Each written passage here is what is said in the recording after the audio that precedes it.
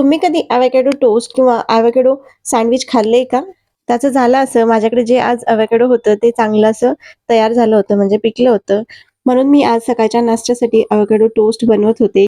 त्याच्यासाठी सर्वात आधी एवोकॅडो कट करून घेतले. त्याच्यामध्ये एक मोठा बी असते ते साइडला करून घेतले आणि एवोकॅडोचा गर पूर्ण काढून घेतला. चमच्याने तो चांगला स्मॅश करून घेतला. त्याच्यामध्ये बारीक चिरलेला कांदा, टोमॅटो आणि थोडीशी कोथिंबीर टाकली.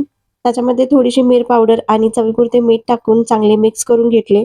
तव्यावरती ब्रेड दोन्ही साइडने चांगले भाजून घ्यायचे. इथे मी तूप किंवा बटरचा वापर केलेला नाही, कारण ब्रेड आपल्याला चांगले कडक भाजून घ्यायचे आहेत. ब्रेड भाजून झाल्यावरती त्याच्यावरती हे एवोकॅडोचे मिश्रण पसरवले आणि मी इथे ब्रेड कट करून घेतला आहे आणि अशा प्रकारे आपले एवोकॅडो टोस्ट रेडी झाले आहेत. हा एकदम हेल्दी ब्रेकफास्ट ऑप्शन आहे. तुम्ही पण घरी एकदा नक्की ट्राय करून बघा. टेस्टला तर खूप छान झाले होते. व्हिडिओ आवडला असेल तर लाईक, शेअर करा. चॅनलवरती नवीन असाल तर सबस्क्राईब करायला विसरू नका. भेटू पुढच्या व्हिडिओमध्ये. बाय.